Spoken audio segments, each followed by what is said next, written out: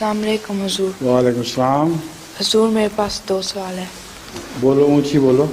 हुजूर हज़रत मसीह मौऊद अलैहिस्सलाम के कितने बहन भाई थे और कितनों ने अहमदियत कबूल की? हज़रत मसीह मौऊद अलैहिस्सलाम की बहन जो थी वो तो आपके साथ तमाम पैदा हुई थी और फौत हो गई थी बचपन में। हज़रत मसीह मौऊद अलैहिस्सलाम की और कोई बहन नहीं थी। आपके जो भाई थे उनमें से किसी ने अहमदियत को कबूल नहीं किया।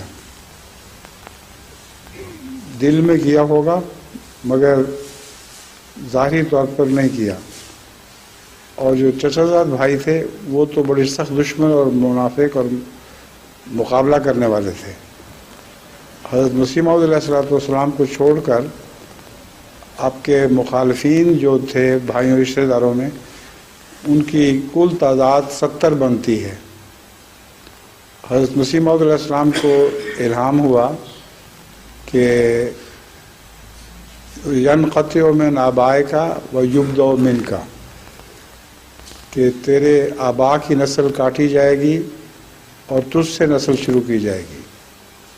इसकी तशरीह हज़रत मसीह मौऊद अलैहिस्सलाम ने ये फरमाई कि जितने दूसरे शरीक हैं उनमें उनको अगर तौफीक मिले अहमदियत की तो मेरी रूहानी नस्ल में शामिल हो जाएंगे और उनकी नस्ल चल पड़ेगी, अगर नहीं होगी तो वो नस्ल काटी जाएगी। चुनांचे 70 में से सिर्फ वही बचे हैं जिन्होंने अहमदी होना था या अहमदी हो गए थे। उनमें से एक हज़रत मसीह मौऊद अलैहिस्सलाम की वो कबूल करने वाले मिर्ज़ा गुल मोहम्मद साहब थे, उनकी औलाद यहाँ भी है। वो उस वक्त तो अहमदी नहीं हुए थे, लेकिन उनके अब्बा निज़ामुद्दीन मिर्ज़ा निज़ामुद्दीन की जो औलाद हुई उनका में से एक का नाम, बड़े का नाम गुल मोहम्मद था।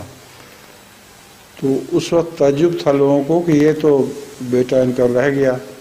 मसीह मौऊद की तो पेशगोई थी कि नहीं रहेंगे, बाकी सब मिट जाएंगे।